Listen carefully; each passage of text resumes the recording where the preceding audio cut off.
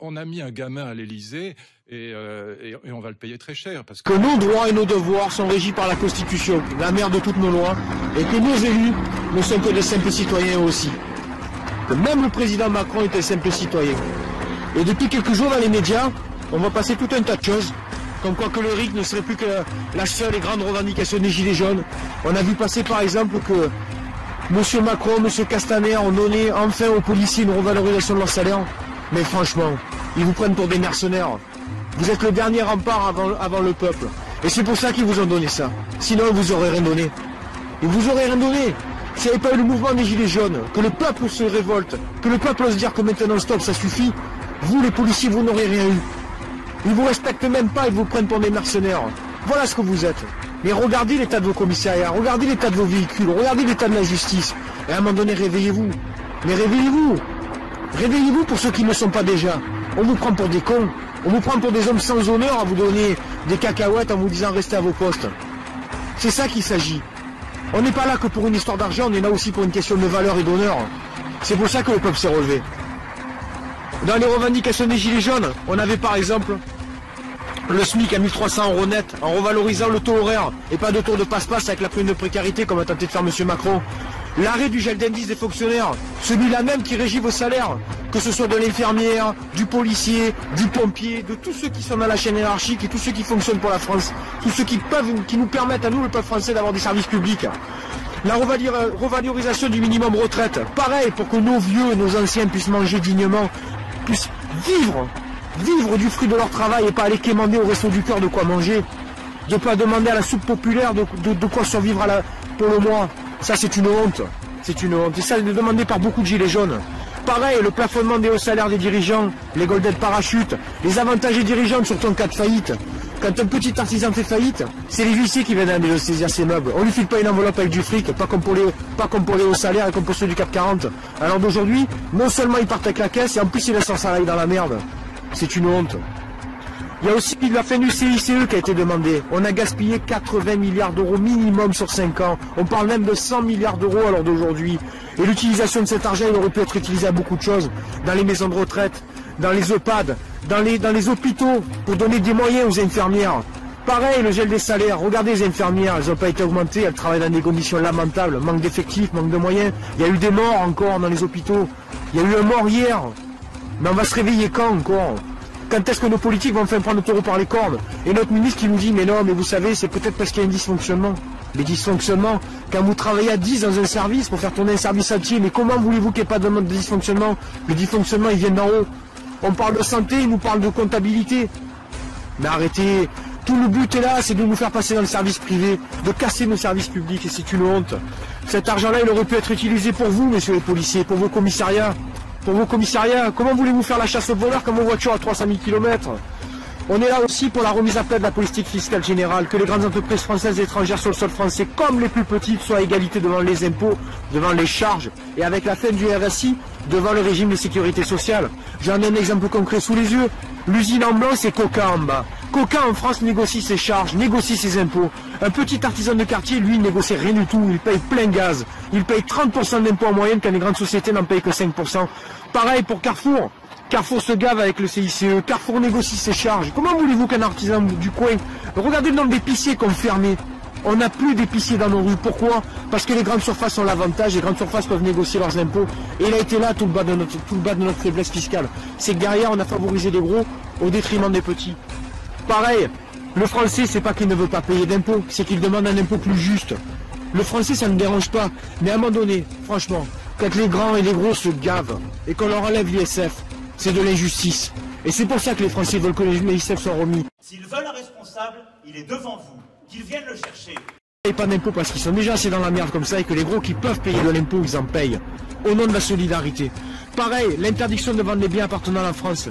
Les biens qui appartiennent à la France et qui rapportent de l'argent à l'État français. C'est-à-dire les barrages, les aéroports, avec la renationalisation complète des entreprises et secteurs stratégiques. L'EDF, le GDF, la Poste, la SNCF, les autoroutes.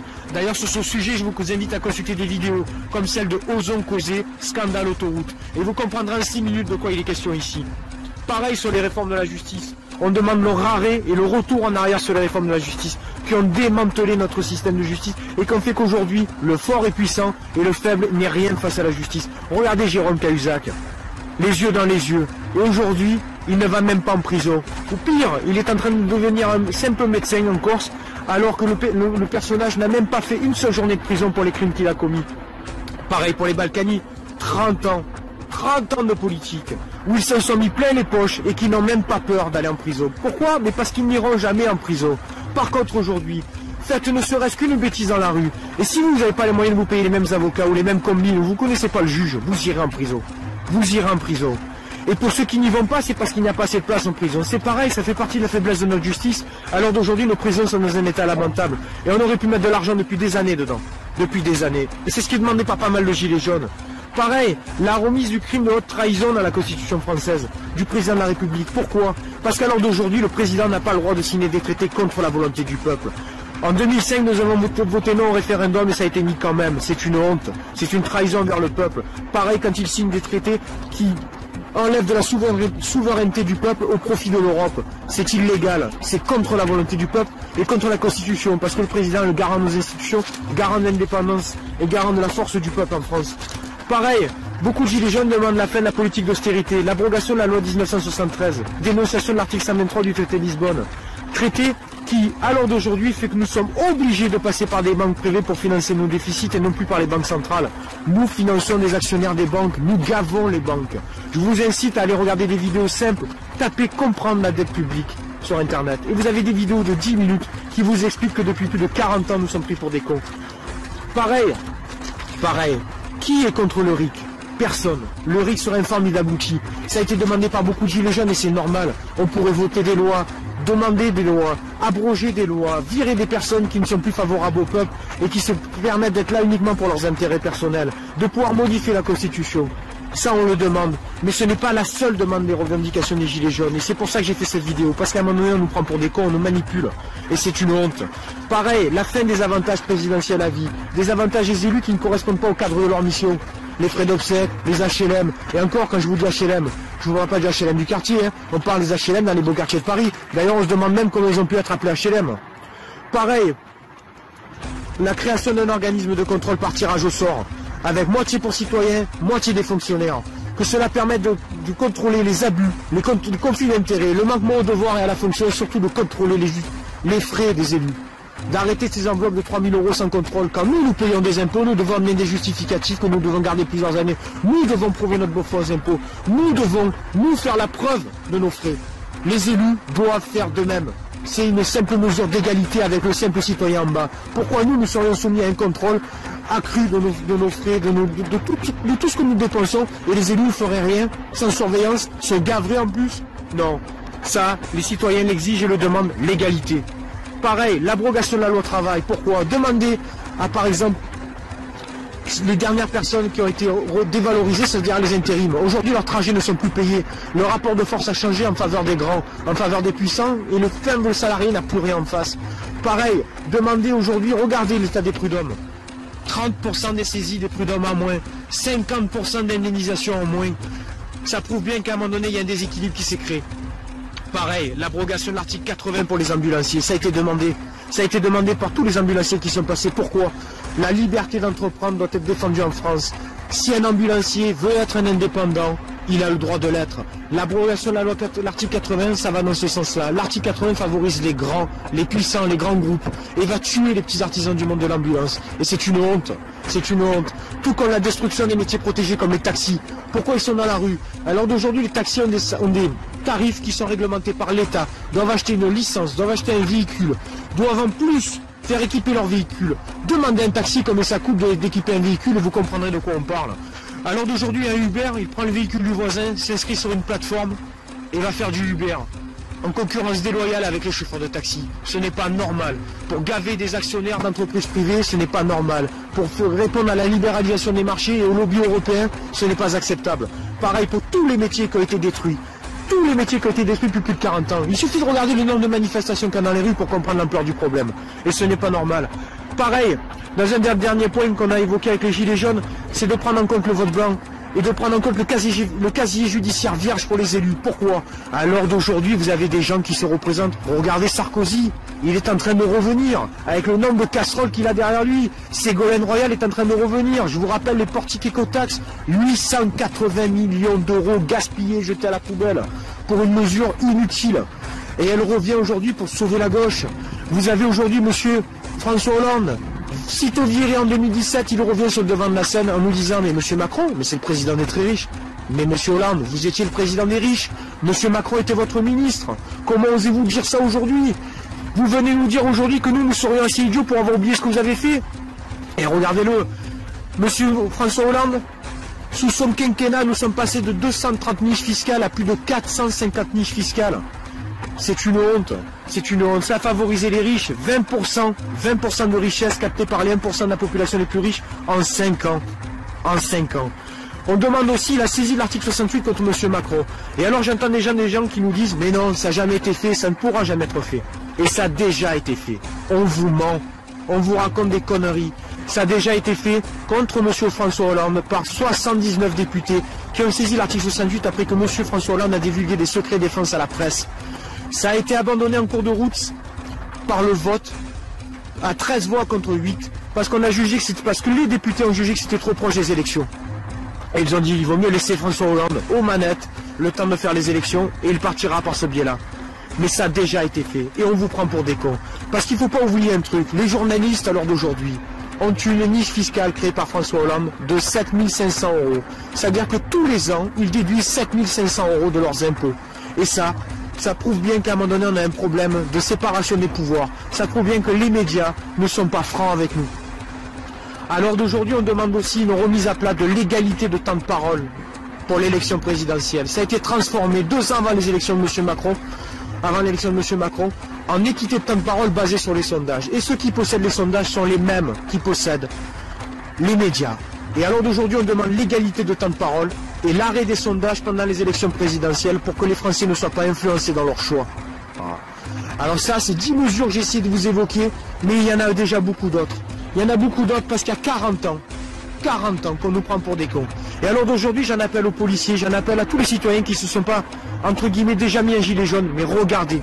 N'ayez pas peur d'avoir l'esprit critique quand vous regardez les médias. N'ayez pas peur d'aller chercher de l'information sur Internet auprès de chaînes qui sont faites soit par des citoyens, soit par des journalistes libres. Je pense à Élise Lucet, qui aujourd'hui on tente de la faire taire alors qu'elle fait des reportages de grande qualité pour nous avertir que l'on nous prend pour des cons. Je pense à Demos Kratos sur Facebook et sur YouTube, qui est une chaîne qui nous avertit des dérives de l'Europe et des dérives de la démocratie. Je pense à Osons Causer, qui vous parlera mieux que moi des lobbies européens et de leur influence, qui fait une chaîne depuis des années pour nous avertir que l'on nous prend pour des cons, qu'on nous ment, qu'on nous bafoue.